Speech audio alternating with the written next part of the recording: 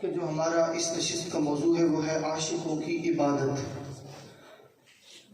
عبادت کا جو لفظی معنی یا مفہوم ہے وہ ہے خدا تعالیٰ کے حضور اپنی بندگی کو پیش کرنا، اللہ رب العزت کی بارگاہ مقدس میں اپنے آپ کو پیش کرنا، اپنی عز و انکساری پیش کرنا، یہ عبادت کہلاتا ہے۔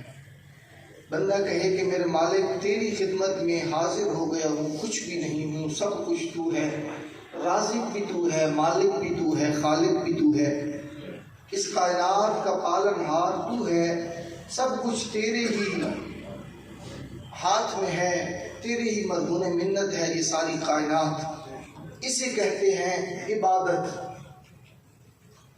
معبود کی عبادت، وحدہ لا شریک کی خدمت میں اپنے آپ کو پیش کر دینا عز و انکساری کے ساتھ، یہ عبادت کا مفہومی ترجمہ ہے۔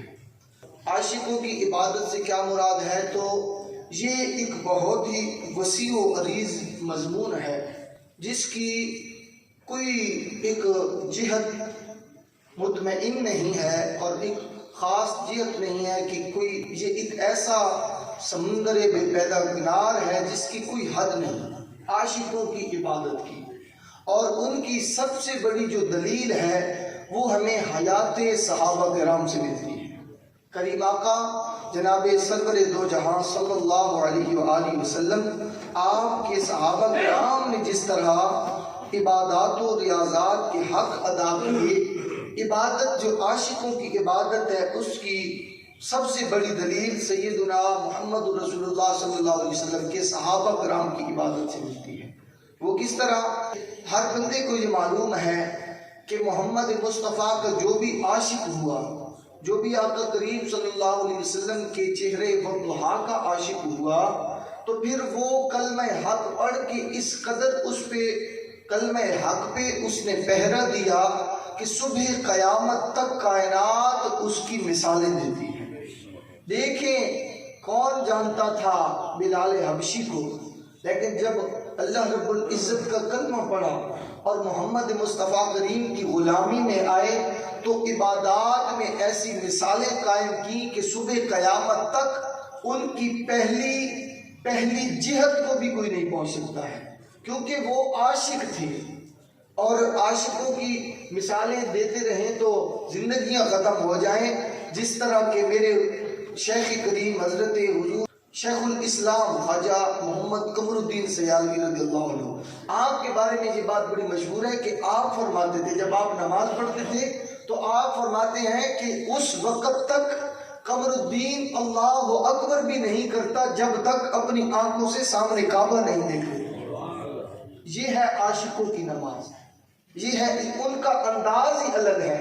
ہم منہ پھیر لیں کعبۃ اللہ سے تو ہماری نماز نہ رہی، لیکن وہ بھی عاشق تھے کہ چل کے صفے چھوڑ دیتے ہیں لیکن نماز پھر بھی باقی رہتی ہے۔ صفے چھوڑ دیتے ہیں، تالیاں بجنے لگ جاتی ہیں دوران نماز، لیکن پھر بھی ان کی عبادت باقی رہتی ہے۔ یہ ہے عاشقوں کی عبادت۔ اور اس کی قرآن کریم سے اگر ہم دلیل لے لیں تو قد نرا تقلب وجهك في السماء فلنولينك قبلة ترضاها، جب وہ مشرکین نے منافقین نے یہ تانے دیے کہ یہ تو بیت المقدس ہمارے کعبہ کی طرف اور ہمارے گھر کی طرف منہ کر کے یہ نبی نمازیں ادا کرتا ہے، یہ نبی عبادت ہمارے گھر کی طرف اور ہماری بنائی ہوئی جگہات کی طرف اور جو ہماری ملکیت میں اس کی طرف دیکھ کے یہ خدا کا نبی کہتا ہے کہ میں نبی بھی ہوں اور عبادتیں ہمارے جو بنائی گئی وہ جگہیں ان کی طرف دیکھ کے کرتا ہے، تو مصطفیٰ کریم نے عرش مولا کی طرف نظر کو اٹھایا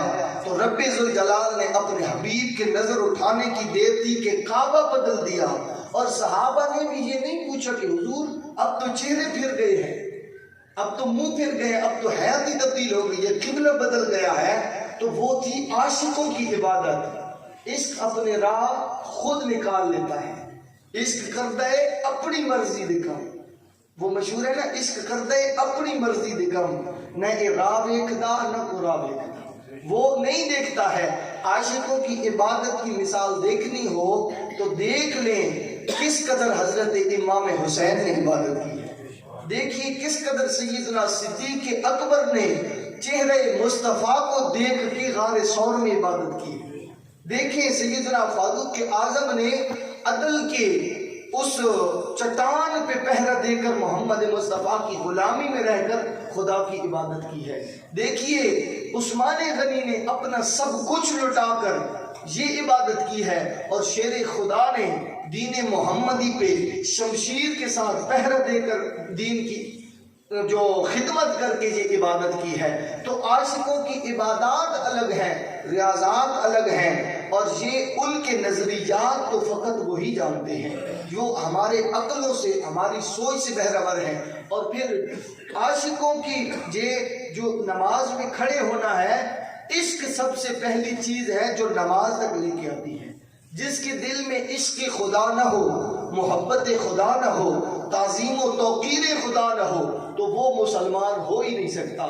مسلمان وہ ہوتا ہے جو خدا کو بھی مانتا ہے، خدا کے مصطفیٰ کو بھی مانتا ہے، اور پھر جب محبت ہو جاتی ہے، جب عشق ہو جاتا ہے، تو وہی عشق، وہی محبت اور وہی احترام اور اطاعت و بندگی کا جو ایک شور ہوتا ہے، ایک شوق ہوتا ہے، وہ اٹھا کے بندے کو، مسلمان کو مسجد تک لے کے آتا ہے اور مختلف قسم کی عبادات میں معاف کر دیتا ہے.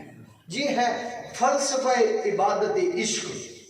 عبادات ہر ایک چیز مختلف قسم کی، قرآن پڑھنا عبادت ہے، زکوٰۃ دینا، صدقہ کرنا، اچھے اعمال کرنا، کسی کو کچھ اچھا سمجھانا، نماز ادا کرنا، نوافل، واجبات، ہر ایک عبادت ہے.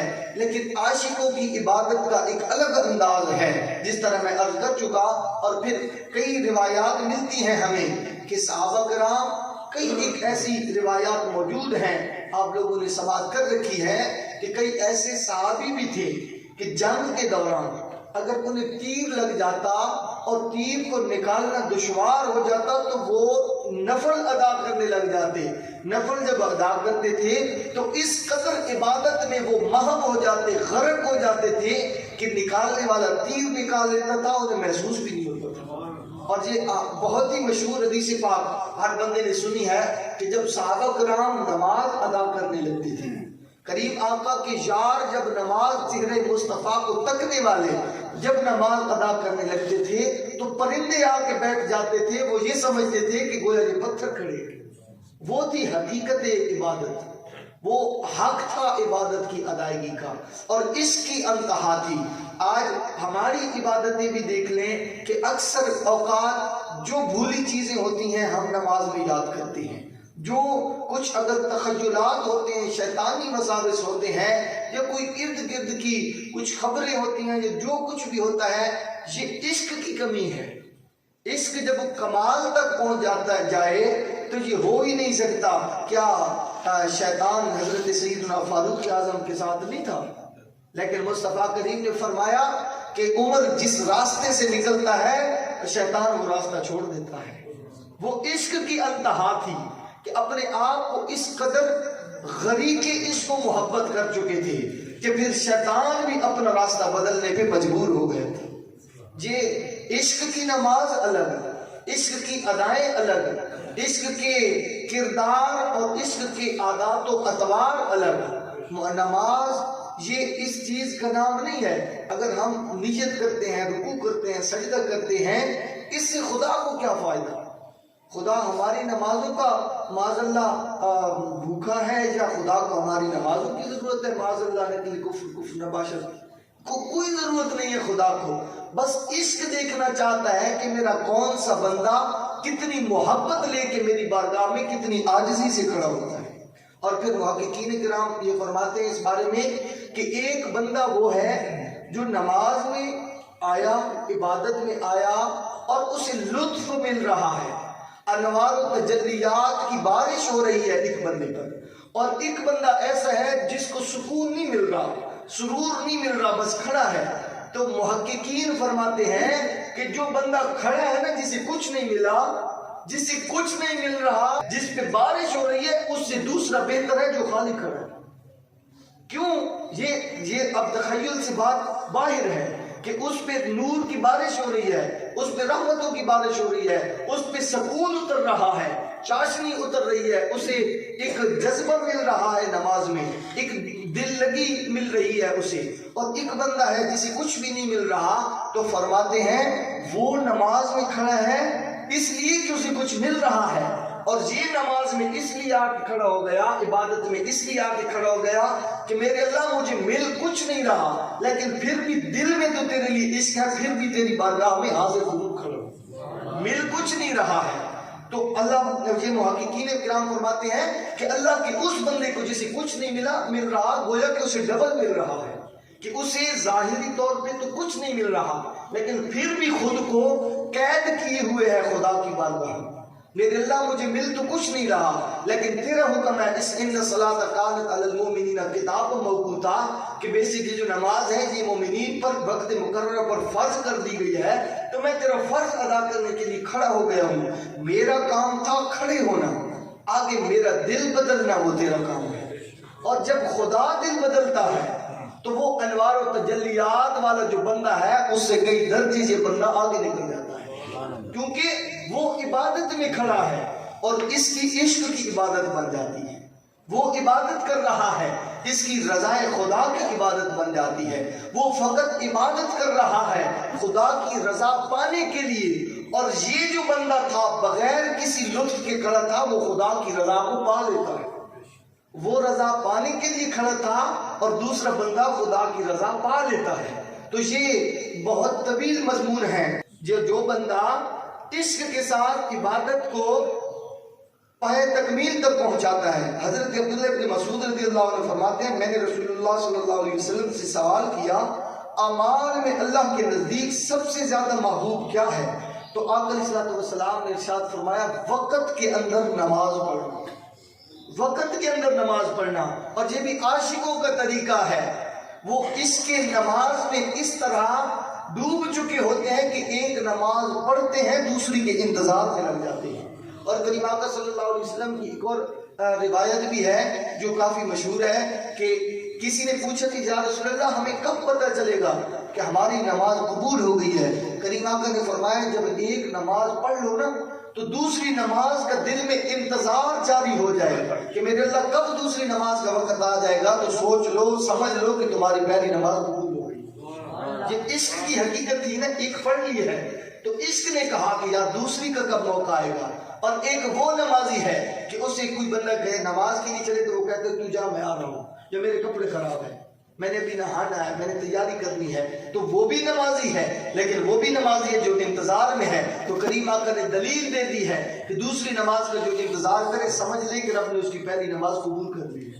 یہ ہے عشق کی عبادت۔ اور پھر آقا علیہ الصلوۃ والسلام نے فرمایا، حضرت عثمان غنی رضی اللہ عنہ سے روایت ہے، رسول اکرم صلی اللہ علیہ وسلم نے ارشاد فرمایا جس نے کامل وضو کیا پھر نماز فرض کے لیے چلا اور جماعت کے ساتھ نماز پڑھی تو اس کے اللہ رب العزت سارے گناہوں کو معاف فرما دیتا ہے۔ لیکن گھر سے نکلے نماز کے لیے، حقیقت نماز کے لیے، رب کو پانے کے لیے نیت یہ ہونی چاہیے۔ اور یاد رکھیں جتنی بڑی عبادتیں ریاضتیں ہم کرتے رہے جب تک ہماری نیت ہمارا ساتھ نہیں دیتی ہماری عبادت کا فائدہ ہی نہیں ہے، چونکہ بخاری شریف کی شروعات اس سے ہوتی ہے انما الاعمال بالنیات۔ اگر ہم گھر سے نکلیں یہ سوچ کے کہ ہم نماز پڑھنے جا رہے ہیں، خدا کے حضور حاضری کے لیے جا رہے ہیں، تو یقین جانیے گھر سے نکلتے وقت ہی پہلے قدم سے ہی ہمارا ثواب لگنا شروع ہو جائے گا۔ اور اگر ہم وہاں سے نکلیں کسی اور مشن کے لیے کوئی اور ذہن رکھے تو وہ ہماری نماز کا بھی وہ جو ثواب ہوگا وہ پھیکا پھیکا ہی ہوگا، وہ چاشنی نہیں ہوگی، وہ عشق کی نماز میں شمار تک نہیں ہوگی۔ اور آخری حدیث پاک حضرت ابو ہریرہ رضی اللہ عنہ سے روایت ہے، تاجدار رسالت صلی اللہ علیہ وسلم نے ارشاد فرمایا منافقین پر سب سے زیادہ گراں، سب سے زیادہ مشکل جو ہے نا وہ نماز عشاء اور فجر گزرتی ہے۔ جو منافق ہوتے ہیں وہ تنگ ہوتے ہیں نماز عشاء میں بھی اور فجر میں بھی۔ اور آقا الاسلام نے فرمایا اگر وہ جانتے کہ اس میں ملتا کیا ہے عشاء اور فجر میں، تو آقا الاسلام نے فرمایا گھسیٹیاں کھاتے ہوئے آتے ان نمازوں پہ، ان نمازوں پہ عشاء اور فجر پہ گھسیٹیاں کھاتے ہوئے آتے۔ بے شک میں نے ارادہ کیا، رحمت کل عالم کا ارادہ سنیے، جو رحمت کل عالم بن کے آیا، جو اپنے دشمنوں کو بھی دعائیں دیتا ہے، جانی دشمنوں پہ بھی رحم و کرم فرماتا ہے اور رحمتوں کی برسات اور دعاؤں کی برسات فرماتا ہے، سوچئے وہ نبی کتنے سخت جملے فرما رہا ہے۔ بے شک میں نے ارادہ کیا کہ نماز قائم کرنے کا حکم دوں، پھر کسی کو حکم فرماؤں کہ لوگوں کو نماز پڑھائے، یعنی اپنے مصلی امامت پہ کسی اور کو کھڑا کر دوں، اور میں اپنے ہمراہ کچھ ایسے لوگوں کو لے جاؤں جن کے پاس لکڑیوں کے گٹھے ہوں، اور پھر جا کر ان کے پاس چلا جاؤں جو نماز میں حاضر نہیں ہوئے اور ان کے گھروں کو آگ لگا کر جلا دوں۔ یہ کون فرما رہا ہے؟ جو سرور دو جہاں بن کے آیا، جو رحمت دو جہاں بن کے آیا، رحمت کل جہاں بن کے آیا، رحمت للعالمین نبی یہ فرما رہا ہے۔ تو سوچئے کہ عشق کی عبادتوں کا کتنا بڑا اجر ہوگا، اور میں اکثر یہ کہتا ہوں کہ جس چیز کا جتنا اجر زیادہ ہوتا ہے نا، اگر وہ ادا نہ کی جائے تو اس کا پھر عذاب بھی اتنا ہی زیادہ ہوتا ہے۔ یہ مفت کے سودے نہیں ہوتے، عشق کے سودے بڑے کچھ لے دے کے کیے جاتے ہیں۔ اور پھر عاشقوں کی یہ عبادات تو بہت سی ہیں۔ آخر میں یہ بتانا چاہوں جو اصل ٹاپک ہے، عاشقوں کی خصوصی عبادت جو ہے، وہ عاشقوں کی عبادت جو خاص ہے اسے حج کہا جاتا ہے۔ یہ جو حج ادا کیا جاتا ہے یہ اصل عاشقوں کی عبادت ہے۔ اور اس لیے یہ کس لیے عبادت ہے؟ عاشقوں کی عبادت کس لیے ہے؟ حج ایک منفرد عبادت ہے، اس میں بہت سی حکمتیں ہیں، اور اسے عاشقوں کی عبادت اسی کو کہا جاتا ہے۔ کیوں کہ حج کا لباس یعنی احرام اور دیگر معمولات جیسے طواف کعبہ، منا کا قیام اور عرفات و مزدلفہ میں ٹھہرنا، سب عشق و محبت کے انداز ہیں۔ یہ دیکھیے نا، کوئی حضرت جناب ابراہیم خلیل اللہ کے عشق کی مثال ہے، جو حضرت اما ہاجرہ کے عشق کی مثال ہے، یہ ساری عشق کی عبادات تھی۔ تو ان کے عشق کے ضمن میں ہی ہمارے ایمان کو اجاگر کرنے کے لیے یہ یوم آتے ہیں۔ اور پھر جیسے عاشق اپنے محبوب کی محبت میں ڈوب کر اپنے لباس رہن سہن سے بے پرواہ ہو جاتا ہے اور بعض اوقات ویرانیوں میں نکل جاتا ہے، ایسے ہی خدا کے عاشق ایام حج میں اپنے معقول کے لباس اور رہن سہن چھوڑ کر محبت الہی میں گم ہو کر عاشقانہ وضع اختیار کر لیتے ہیں، طواف کی صورت میں محبوب حقیقی کے گھر کے چکر لگاتے ہیں اور مینا و عرفات کے ویرانوں میں نکل جاتے ہیں، اور حج برگاہ خداوندی میں پیشی کے تصور کو بھی اجاگر کرتا ہے۔ جیسے امیر غریب جو بھی ہو، چھوٹا بڑا، خدا کی بارگاہ میں اس وقت حاضر ہو جاتا ہے، تو یہ ایک پیشی، خدا کے حضور پیشی کو بھی یہ اجاگر کرتا ہے، اور اس جذبے کو بھی، اس تصور کو بھی امت کے سامنے رکھتا ہے کہ وہ ایام ہیں کہ ہم اپنے رب کے حضور حاضر ہو گئے ہیں۔ اور حج کو بھی خصوصاً عاشقوں کی نماز کہا گیا ہے، کیونکہ اس میں عشق کی یادیں رکھی گئی ہیں۔ کسی عاشق نے کیا مثال چھوڑی، کسی عاشق نے کیا قربانی دی ہے، کسی عاشق نے کس طرح کے انداز سے قربانی دی ہے، تو یہ حج جو ہے اس کے بھی بہت بڑے فضائل ہیں۔ اور مختصراً یہ کہ جن احباب کو بھی اللہ رب العزت نے توفیق بخشی ہے تو زندگی میں ایک مرتبہ حج کرنا فرض ہے صاحب استطاعت کو۔ اور صاحب استطاعت کون ہے؟ جس کے پاس حج کے ایام میں اتنی رقم ہو اور اس کے پاس مالی طور پہ بھی اس قدر وافر مقدار میں اس کے پاس خزانہ ہو کہ وہ اگر جائے حج کرنے کے لیے اور واپس آ جائے تو اس کے گھر والوں کا بھی کھانا موجود ہو، راستے کے بھی اس کے اخراجات اس کے پاس ہوں۔ ہر صاحب استطاعت پر زندگی میں ایک مرتبہ حج کو فرض کر دیا گیا ہے۔ تو یہ عاشقوں کی عبادت کا یہ چھوٹا سا تصور جو مختصر سے وقت میں آپ کے سامنے رکھا ہوا ہے، اللہ کریم ہم سب کو بھی عاشقوں والی نماز ادا کرنے کی توفیق عطا فرمائے، اور ہماری عبادتوں میں بھی اللہ رب العزت عشق کا دخول فرمائے، اور ہمیں بھی عاشق کی عبادت جو عاشق کر گئے ہیں، جو محمد مصطفیٰ کے سچے اور پکے غلام کر گئے ہیں، ان عاشقوں کے طرز طریق پر عبادات اور ریاضات کرنے کی توفیق عطا فرمائے۔ اللہ رب العزت نے اگر چاہا تو کل کا جو ہمارا موضوع ہے وہ فضائل قرآن ہوگا۔ اللہ رب العزت ہم سب کو سمجھنے کی توفیق عطا فرمائے۔